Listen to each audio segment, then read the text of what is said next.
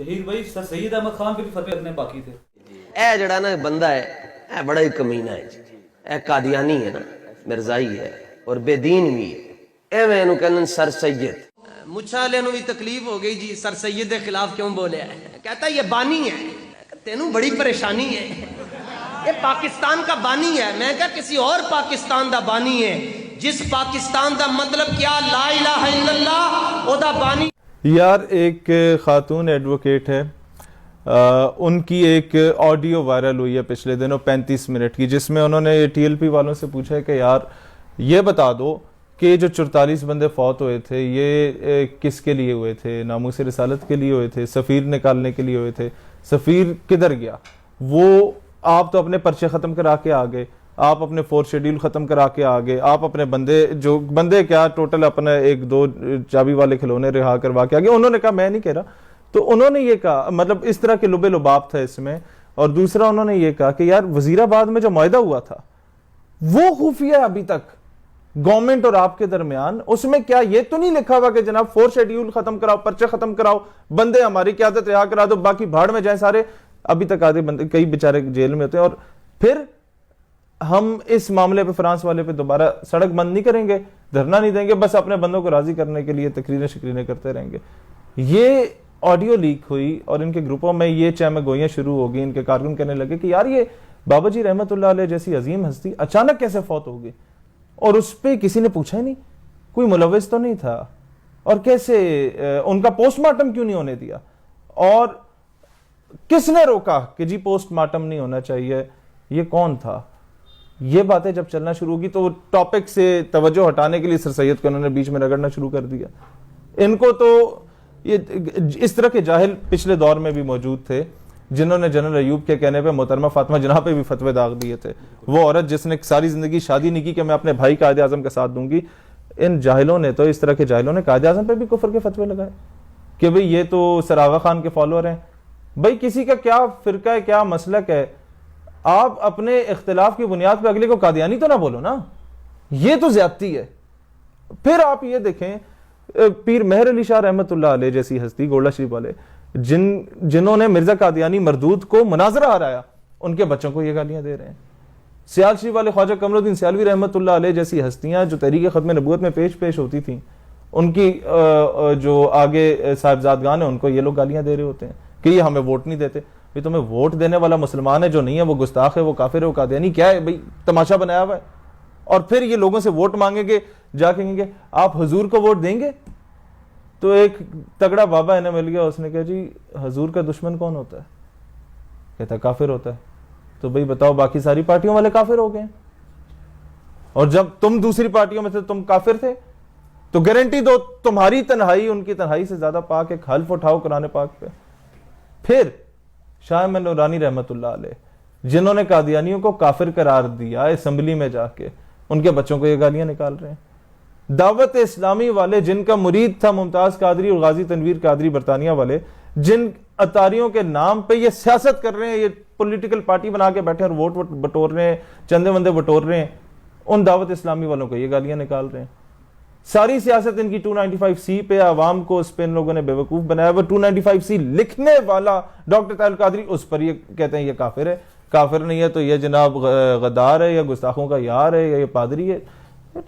تو اگر ہمیں گالی دیں تو اس میں کون سی نئی چیز ہے. انہوں نے اتنے ایسے لوگوں کو نہیں بخشا. ان لوگوں نے مزید, آپ چلے جائیں, ان کو اگر پتہ چل جائے نا, ویسے تو یہ ہیں سارے جاہل, ان کو پتہ کچھ نہیں ہے. انہیں پتہ چل جائے کہ مسلم لیگ کا بانی سر پرنس کریم آغا خان صاحب تھے, تو یہ پیر جماعت علی شاہ رحمت اللہ علیہ پہ بھی کفر کے فتوے لگائیں گے, یہ مانکی شریف والوں پہ بھی کفر کے فتوے لگائیں گے, زکوڑی شریف والوں پہ بھی کفر کے فتوے لگائیں گے کہ جناب تم لوگ اس مسلم لیگ کے حصہ تھے جس کا بانی جو سر آغا خان صاحب تھے, تم لوگ اس کے ممبرز تھے. یہ لوگ کہیں گے نہیں نہیں نہیں یہ تو بھی بڑا غلط ہو گیا, پھر یہ پاکستان کے بھی خلاف ہو جائیں گے, پاکستان بھی فتویٰ داغ دیں گے. وہ نہیں ہے, ان کو جہاں چابی چلاؤ کھلونے کی طرح موڑ دو, ٹلٹ کر دو, ادھر کر دو یا ادھر کر دو. وہ بابا جی رحمت اللہ علیہ تھے, دلیر آدمی تھے, رضوی صاحب اللہ ان کے درجات بلند فرمائے. اس کے بعد تو موروثی سیاست ہے. اب ان کے لیڈر میں یا بلاول میں کیا فرق ہے, وہ زرداری کا بیٹا ہے یا رضوی صاحب کا بیٹا ہے. ان میں یا فضل الرحمان صاحب میں بھی کوئی فرق نہیں ہے, وہ مفتی محمود صاحب کے بیٹے ہیں, یہ رضوی صاحب کے بیٹے ہیں, یا وہ مریم بی بی نواز شریف کی بیٹی ہے, یہ اپنے والد کے بیٹے ہیں تو آگے ہیں. اور اتنے میں انہوں نے چھوٹا کھلونا بھی جاری کر دیا کہ جناب بڑے کو کچھ ہو جائے تو چھوٹا کھلونا سامنے آ جائے. وہ ایسی اوٹ پٹانگ باتیں کرتے, تڑیاں ہر بندے کو لگا رہا ہوتا ہے کہ اس کی بات کی غور سے ذی شعور دیکھے اور پوری تقریر سنے اس کی, تو وہ کہے گا اپنا سر دیوار پہ مارے کہ یار کیا ہو کیا رہا ہے. یہ لوگ ناموس رسالت کے لیے شہادتیں دے رہے ہیں, اور جن کے پاس بائک نہیں ہوتی تھی آج کل پراڈو پہ پھر رہے ہیں. یہ کیسے ہو رہا ہے؟ یہ سوال جب اٹھنا شروع ہوئے تو انہوں نے توجہ موڑنے کے لیے سر سید کو بیچ میں جو ہے وہ گھسیڑ دیا. پھر اس کے بعد آپ آ جائیں, بینک مینیجر اپنے ملازم کو بولے کہ جناب وقت پہ آیا کرو, وہ اس کو گولی مار دے, تم گستاخ ہو گئے. ایک فیکٹری کا اونر بیچارہ کرسچن تھا سری لنکن, اس کو جا کے جناب وہ مینیجر اس کو گولی مار دو, اور کوئی لاجک نہ ملے, یہ گستاخ تھا. بھائی سب سے زیادہ 295C کو کسی نے نقصان پہنچایا تو یہ لوگ پہنچا رہے ہیں. قادیانی حرام زادوں کا سب سے زیادہ اگر فیور کوئی کر رہا ہے تو یہ لوگ کر رہے ہیں اپنی ان حرکتوں کی وجہ سے. اور پھر آگے آ جائیں, ان کو تو کوئی ہاتھ بھی نہیں ڈال سکتا کہ یار یہ کیا کیا تماشا بنایا ہوا ہے. پاکستان کے کبھی قائد اعظم کو گالی, علامہ اقبال کو یہ لوگ گالیاں دیا کرتے تھے, کئی جاہل مولوی, اور کفر کے فتوے لگاتے تھے. آج ان کی روزی روٹی علامہ اقبال پہ چل رہی ہے. ان کی جمعے کی تقریریں مکمل نہیں ہوتی جب تک اقبال کی شعر نہ سنائے. وہی انہیں کہتا تھا زمن بر صوفی و ملا سلام ہے, اس کی تشریح جا کے یہ لوگ پڑھ لیں, انہیں سمجھ آ جائے گی یار یہ تو ہمارے بارے میں کیا بول گیا تھا. ان کو کوئی کچھ کہہ نہیں سکتا, ان کو فوج بھی کچھ نہیں کہہ سکتی. ان کو کچھ بولے نا یہ کہیں گے تم بھی قادیانی, وہ کہیں گے یار معاف کرو, اور جو مرضی گالی دو, یہ والی گالی نہ دو ہمیں. تو عوام کو سمجھنا چاہیے بھائی آپ اس میں ہمیں نہ گھسیٹیں, ان معاملوں میں آپ اپنی سیاست کریں, ہم اپنا کام کر رہے ہیں, ہمیں ان چیزوں میں نہ لائیں.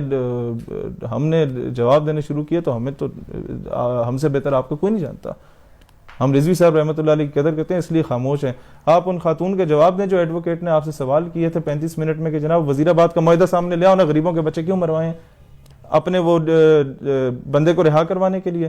پھر یہ بیان ساری دنیا کے پیر ایک طرف, میرے کارکن کی جوتیاں ایک طرف. وہ تمہارے انڈر میٹرک بندوں کے جاہلوں کی قیادت کی جوتیاں ایک طرف, تو دنیا کے غوث اعظم خواجہ معین الدین ایک طرف. تماشے لگائے ہوئے تم لوگوں نے, بدماشی مچائی ہوئی ہے. کوئی جواب دینے والا نہیں تھا, لوگ اس لیے ڈرتے تھے. یہ نہیں کہ ان جاہلوں کو جواب دینے سے مطلب وہ جواب دے نہیں پاتا, لوگ ڈرتے ہیں کہ کل کو گستاخ کفر کے قادیانی کا فتویٰ لگا کے تو ہمیں نہ جا کے پھڑکائیں غازی بننے کے چکر میں. کہاں ممتاز قادری جیسے عظیم لوگ, کہاں یہ لوگ جو ان کا نام بیچ کے کھا گئے. ہاں وہ آ گئی. ابھی تو شہیدوں کی فیملیز بھی اٹھنا شروع ہو گئی ہیں, جو لوگ شہید ہوئے تھے ان کی فیملیز اٹھنا شروع ہو گئی ہیں. ان کو پیسے دے کے چپ نہ کروا دیں تو انہوں نے اٹھ جانا, بھائی جان ہمارا بچہ ناموس رسالت کے لیے مروایا یا انڈر میٹرک بندہ رہا کروانے کے لیے مروایا.